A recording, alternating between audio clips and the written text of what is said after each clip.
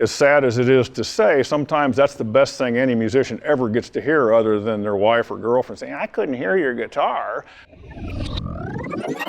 For almost everything, there's an escape route. On that stage, I've got 3 guitar players. They all have spare rigs that can be turned on at the push of a switch. So we have them fully mic'd up just like the primary guitar cabinets. So if there's a failure, it's just a matter of on-off, and we're back on the air. And that's one thing that I already knew, but I learned from that camp with Bruce that's the first thing he'll ask me. He says, what do you do if that fails? I said, well, I go to the backup. He goes, good answer, and that's a good thing. That's the right answer to have. Some tours don't have the luxury of double miking and all those kinds of things. We got a gob of inputs that hopefully never get used, but they're there for emergency purposes and things like that.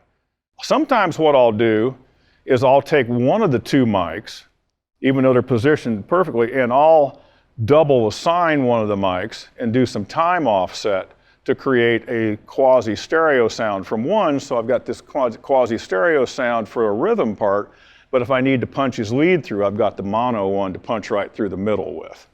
And that's worked real well for me over the years. Plus, it also makes board mixes sound a lot better, which is, as sad as it is to say, sometimes that's the best thing any musician ever gets to hear other than their wife or girlfriend saying, I couldn't hear your guitar. You don't want that, so you do everything you can to avoid that. Generally, a good mix through the PA translates to a pretty good board mix recording.